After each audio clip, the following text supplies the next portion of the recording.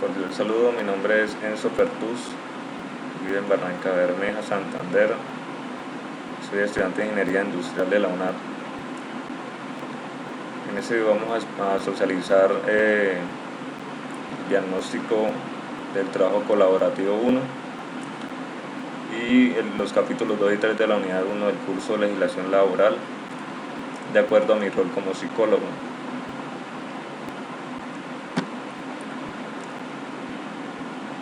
Para el trabajo colaborativo 1 realizamos una serie de actividades y en este trabajo aplicamos y apropiamos los conocimientos enmarcados en las temáticas de la unidad 1 del curso. Se realizó la selección del personal más idóneo para la vacante de jefe de talento humano de la empresa Aprendo Legislación Laboral Limitada en base a la película del método. Se elaboró correctamente una hoja de vida del candidato seleccionado por cada estudiante. Se elaboró el contrato de trabajo y la correspondiente afiliación a la seguridad social. Y la parte que a mi criterio es la más importante, que fue la liquidación de nómina de las empresas Aprendo Legislación Laboral Limitada y Palmira S.A.S. de acuerdo a la normatividad vigente. En resumen, fue un trabajo muy enriquecedor. Aprendí y apropié muchos conocimientos que tenía de forma empírica, por ejemplo, la liquidación de horas extras, todo lo referente a las deducciones de ley, embargos, préstamos por cooperativas. En sí fue muy enriquecedor en esa parte, ya que pude cerrar esas brechas que tenía en la parte de la nómina. También se aprendió bastante el licenciamiento de todo lo que es la documentación, el contrato de trabajo y las afiliaciones a la seguridad social y a la caja de compensación familiar, que son documentos que son muy importantes a la hora de la contratación de una persona a un cargo específico. Entonces, en general fue una experiencia muy enriquecedora. Ya iniciando con la exposición o socialización de los capítulos, iniciamos con capítulo 2 del curso de legislación laboral. Iniciamos con obligaciones, prohibiciones del empleador y obligaciones del trabajador. Entre las obligaciones del empleador están dar al trabajador los instrumentos adecuados y materias primas necesarias para la realización de sus actividades, prestar a los trabajadores locales apropiados y elementos adecuados de protección contra accidentes, enfermedades profesionales, prestar inmediatamente los primeros auxilios en caso de accidente o enfermedad, pagar la remuneración pactada en las condiciones, periodos y lugares convenidos, tener respeto a la dignidad personal del trabajador, a sus creencias y sentimientos. Serían los iniciales de las obligaciones del empleador. Prohibiciones del empleador están respeto a los salarios.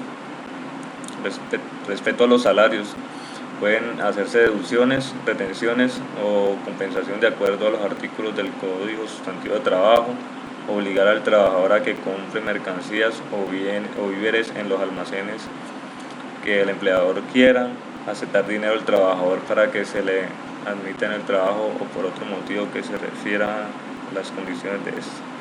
Serían algunas de las prohibiciones.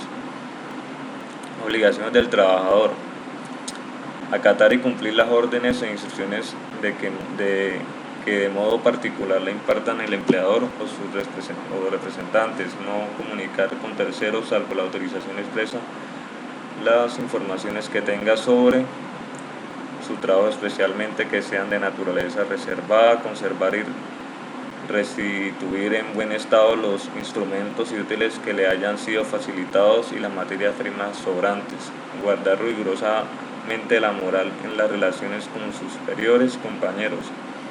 Decir al empleador las observaciones que estimen conducentes a evitarle daños y perjuicios. Serían algunas de las obligaciones.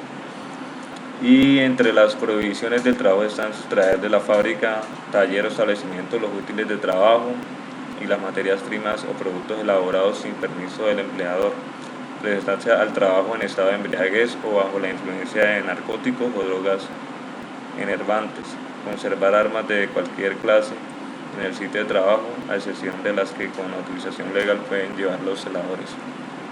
Serían algunas de las prohibiciones. Seguridad social. ¿Qué es la seguridad social? Cuando se habla de relación laboral, contrato de trabajo, nómina, se habla siempre de seguridad social.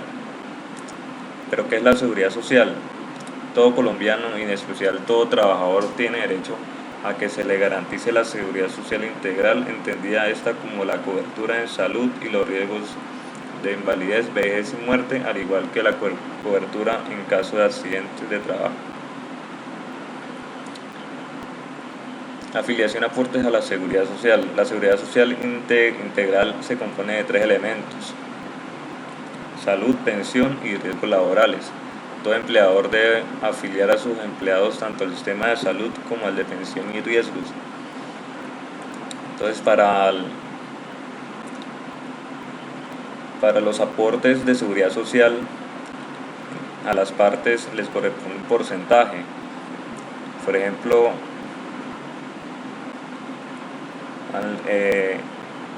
para la salud, al empleador le corresponde el 8.5% del salario y al trabajador le corresponde el 4%, con un total de aportes a ese régimen del 12.5%. A pensiones, al empleador le corresponde el 12%, al trabajador al 4%, que sería un 16%. Para riesgos laborales, le corresponde en su totalidad al empleador y es según el nivel de riesgos, ¿sí? Son 5 niveles de riesgos para aportes a riesgos laborales, dependiendo el riesgo al que esté expuesto el trabajador. La empresa asume ese rango de riesgo. Fondo de Solidaridad Pensional es destinado a ampliar la cobertura mediante el subsidio a grupos de población que por sus características y condiciones socioeconómicas no tienen acceso a los sistemas de seguridad social, tales como trabajadores independientes o desempleados, artistas, deportistas, madres comunitarias y discapacitados. Cotizaciones 16% más el 1% de la cotización de salarios superiores a 4. O sea, un trabajador que venga más de 4 salarios mínimos tiene que aportar 1% adicional del salario para Fondo de Solidaridad Pensional. El acoso laboral. El mobbing o acoso laboral es un comportamiento donde el individuo con una conducta de abuso de poder discrimina, debilita, humilla o amenaza a un trabajador con dificultades para defenderse, ocasionándole un riesgo para la salud mental física de la víctima, con que la descalificación, el aislamiento y la restricción de la comunicación como estrategia, y si dado el caso el trabajador víctima de acoso renuncia a su trabajo, llamado mobbing en la área laboral. ¿Cuáles son las modalidades de acoso? Está entre las modalidades tenemos maltrato laboral, persecución laboral, discriminación, entorpecimiento, inequidad, desprotección laboral. Reglamento de trabajo. Los reglamentos de trabajo de las empresas o instituciones deberán fijar mecanismos de prevención de las conductas de acoso laboral y establecer un procedimiento interno confidencial, conciliatorio y efectivo para superar las que ocurran en el lugar de trabajo. Entonces se crean los comités de convivencia laboral. Entonces, ¿qué hacen esos comités? El comité estará compuesto por 2 representantes del empleador y 2 de los trabajadores con sus respectivos suplentes. Eso es la conformación. En el caso de empresas con menos de 20 trabajadores, dicho comité estará conformado por un representante de los trabajadores y un empleador, con sus respectivos suplentes. Los trabajadores eligen sus representantes mediante votación secreta y la empresa designa a sus representantes de forma directa. El periodo del comité será de 2 años, las reuniones serán de forma ordinaria cada 3 meses. Las funciones de este comité son diferentes a las del COPASO. Entre las funciones del comité están recibir y dar trámite a las quejas presentadas con sus pruebas, respetando el debido proceso de cada persona o cada proceso. Examinar con confidencialidad los casos específicos, interrogatorio de las partes por separado, individualmente, establecimiento de compromisos entre las partes, formulación de un plan de mejora y seguimiento al plan de mejora para que ese proceso se lleve a feliz término. Aportes para fiscales, SENA, bienestar familiar, aportes a la salud, impuestos sobre la renta para la equidad. ¿En qué casos se exoneró de pagos de aportes al SENA, bienestar familiar y salud a los empleadores y desde cuándo? ¿Desde cuándo aplican? El Instituto Colombiano de Bienestar Familiar y el SENA a partir del 1 de mayo del 2013 y para salud a partir del 1 de enero de 2014. Desde esas fechas aplica el impuesto sobre la exoneración del impuesto sobre la renta para la equidad. Los parafiscales, la ley ha establecido como norma general que los empleadores deben realizar aportes por cada uno de sus trabajadores con destino al bienestar familiar, al SENA y a las cajas de compensación familiar, al igual que salud, pensión y riesgos profesionales. Pero hay una excepción. La ley 1607 del 2012 ha establecido como excepción a esa norma la exoneración al empleador de realizar aportes al ICBF y SENA igual que a salud. Entonces, ¿qué hicieron? A las empresas le dijeron, bueno, usted tiene que aportar al SENA, al bienestar familiar y la caja de compensación unos porcentajes del 2, 3 y 4%. Entonces, a los que acoja esa reforma, ya no tendrá que pagar aportes al SENA ni al bienestar familiar. O sea, se ahorrarían un 5%. Entre comillas, se están ahorrando un 5% de parafiscales. De caja de compensación familiar siguen cancelando el 4%, que lo indica la ley 21 del 82. Igualmente, para salud, el empleador tampoco estaría obligado a pagar el porcentaje del 8.5%, que con esto serían 13.5% que el empleador dejaría de cancelar como aportes obligatorios de parafiscales y en ese caso salud, de riesgos de seguridad social. El trabajador sí continuaría cancelando aportando el 4% a salud. ¿Quiénes son responsables del CRE? Sujetos pasivos del impuesto sobre la renta para la equidad CRE están las sociedades, personas jurídicas y asimiladas declarantes del impuesto sobre la renta, las sociedades y entidades extranjeras declarantes de renta por los riesgos de fuente nacional. No se consideran sujetos pasivos del impuesto sobre la renta para la equidad, están las entidades sin ánimo de lucro, las sociedades declarantes como zonas francas al 31 de diciembre del 2012, etc. Están exonerados de aportes parafiscales, contribuyentes exonerados de aportes parafiscales al SENA, ICBF y salud, la sociedad de personas jurídicas asimiladas contribuyentes declarantes del impuesto sobre la renta perdón. Y complementarios, personas naturales empleadoras que contraten 2 o más trabajadores. Y los que no son entidades sin ánimo de lucro, empleadores de trabajadores que vengan más de 10 salarios mínimos legales mensuales, personas naturales empleadoras que empleen una sola persona. En ese caso entendería que aplicaría para aquellas personas que emplean servicio doméstico. Aporte acá de compensación familiar, entonces el aporte se hace al 4% del monto de la respectiva nómina de salarios. El subsidio de desempleo es un recurso destinado a mejorar las condiciones de vida de la población desempleada, cabeza de hogar, a través de la entrega de subsidios destinados a cubrir necesidades en aspectos tales como la alimentación, educación y salud.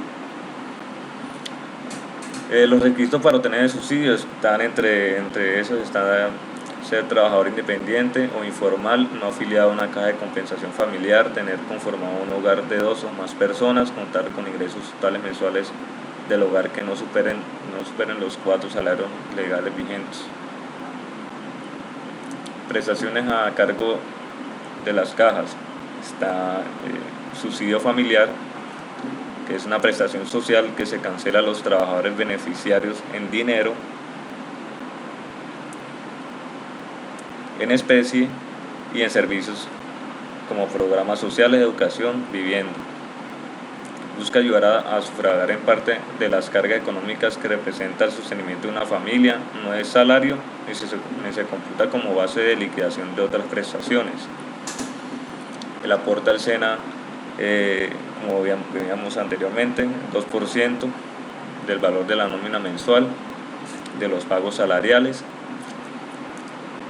La relación de aprendizaje. La ley 789 del 2002 habla de el contrato de aprendizaje, que viene siendo una forma especial de vinculación dentro del derecho laboral.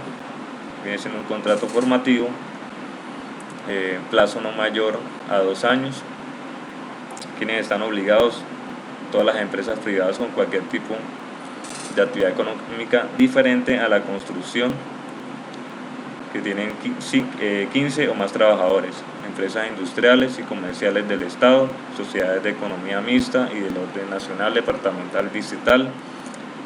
¿Qué obligaciones que tiene la empresa? Entonces la parte electiva, 50% del salario, más la EPS, la parte productiva, le corresponde al 100%, tienen que afiliarlo a salud y a seguridad y a riesgos profesionales, y a los universitarios el 100% del salario más salud y riesgos. El Fondo de Emprender es una cuenta independiente y especial adscrita al SENA, administrado por esa entidad y cuyo objeto exclusivo es financiar iniciativas empresariales que provengan y sean desarrolladas por aprendices o ocasiones entre aprendices o asociaciones entre aprendices, practicantes, universitarios o profesionales cuya formación se esté desarrollando o se haya desarrollado en instituciones que para los efectos legales sean reconocidos por el Estado. ¿Quiénes son beneficiarios del fondo? Aprendices egresados del SENA, estudiantes de los últimos 2 semestres del programa de educación superior, profesionales cuyo título se ha obtenido en los últimos 12 meses, estudiantes o egresados que se encuentran en cursos de especialización, maestría. Ya pasamos al capítulo 3, que habla del salario y sus elementos constitutivos. Entonces el salario se define como la contraprestación que recibe el trabajador por sus servicios. El salario mínimo es la remuneración mínima establecida por el gobierno nacional, precio de acuerdo con las agremiaciones y sindicatos nacionales. Ningún empleado podrá recibir una remuneración inferior al salario mínimo legal vigente, o sea, ese es el tope, nadie puede recibir menos, de ahí para adelante. Pagos constitutivos de salario, constitutivo de salario, la remuneración ordinaria, fija o variable, las primas, los sobresueldos, las bonificaciones habituales, las horas extras, valor de trabajo en día de descanso obligatorio, porcentaje sobre ventas y comisiones. Y lo que no constituye salario están las primas, bonificaciones y gratificaciones ocasionales, participación de utilidades, excedentes de la empresa de economía solidaria, casos de representación, medios de transporte, elementos de trabajo. Las horas extras es la remuneración por la labor desempeñada en la jornada adicional a la estipulada en el contrato de trabajo. Entonces, el artículo 51 de la ley 789 habla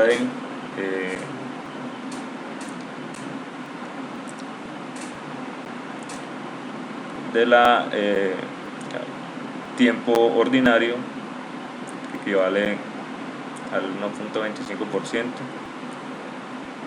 la nocturna ordinaria, diurna festiva, nocturna festiva, recargo nocturno, hora ordinaria dominical o festiva. Están los horarios desde hasta y el porcentaje equivalente a cada tipo de tiempo suplementario. El procedimiento para calcular el tiempo suplementario es sueldo y se divide el número de horas trabajadas en el mes y se multiplica por el número de horas extras por el factor correspondiente. El auxilio de transporte se paga auxilio de transporte del trabajador que tenga ingresos iguales o inferiores a 2 salarios mínimos. El trabajador que gane más de 2 salarios mínimos no tiene derecho a auxilio de transporte. Gastos de viajes son pagos hechos al trabajador para el cubrimiento de viajes con el fin de desempeñar la labor para la que fue contratado. Existen 2 tipos de gastos de viajes, los salariales y los no salariales. Entre los salariales tenemos alojamiento y alimentación, y los no salariales son otros pagos hechos al trabajador diferentes a los anteriores. Están también las comisiones, bonificaciones ocasionales, comisiones habituales, bonificaciones ocasionales que devenga un trabajador. Las vacaciones, los trabajadores que hubieran prestado sus servicios durante un año tienen derecho a 15 días hábiles consecutivos de vacaciones remuneradas. Se paga únicamente sobre el salario básico del trabajador, a menos que la empresa disponga lo contrario. En el caso de trabajadores con salario variable, como el área de ventas comercial, se paga vacaciones en tiempo sobre el salario promedio de los últimos 2 meses.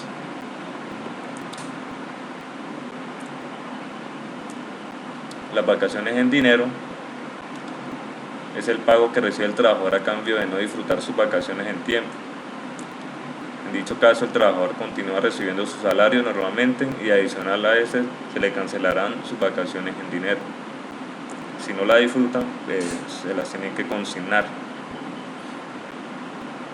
La dotación se debe suministrar cada 4 meses en forma gratuita un par de zapatos y un vestido de labor al trabajador cuya remuneración mensual sea hasta 2 veces el salario mínimo legal vigente. Pasamos a prestaciones legales o prestaciones sociales. Son denegados que cubren los riesgos o necesidades del trabajador que se originan durante la relación o con motivo de las mismas. Entre las prestaciones sociales tenemos las cesantías, intereses de cesantías y primas de servicio. El auxilio de cesantías es un mes de salario promedio, incluye auxilio de transporte por cada año laborado o por porción. Los intereses a las cesantías es el reconocimiento de la empresa por intereses legales del 12% o proporcionales por fracción, o sea, 12% anual y por mensualmente es el 1% de la cuota salarial. La prima de servicios es un salario promedio pagado, incluido auxilio de transporte, se paga 15 15 días en junio, la mitad en junio, máximo el 30 de junio, y la otra mitad en diciembre, máximo el 20 de diciembre. Prestaciones extralegales son de carácter salarial a menos que exista un mutuo acuerdo de partes en el que diga lo contrario. Existe el salario integral. Se liquida salario integral al trabajador que se le pague su remuneración incluyendo el factor prestacional a que tiene derecho, sin que dicho valor sea inferior a 10 salarios mínimos legales vigentes, más un 30% por el factor prestacional. Entonces aquí tenemos el procedimiento para hallar el factor prestacional. Indemnización es el pago que se hace al empleado por despido sin justa causa. Días para indemnización no puede ser inferiores a 15 días. La base de la misma de vacaciones en dinero. 30 días después del despido debe enviar soporte de paso y salvo de seguridad social, aportes para fiscales. La indemnización aplica para trabajadores que ingresaron después del 26 de diciembre del 92, con ingresos menores a 10 salarios, por el primer año son 30 y posteriores son 20. Mayores a 10 salarios, para el primer año serían 20 salarios y posterior 15 salarios. Bonificaciones por retiro son pagos que se le hacen al trabajador como un acuerdo en el evento de una posible suspensión definitiva del contrato por parte de la empresa. No es salario, no es base prestacional y se generan por acuerdo mutuo mediante conciliación ante el Ministerio de la Protección. Con esto terminamos esta presentación. Muchas gracias.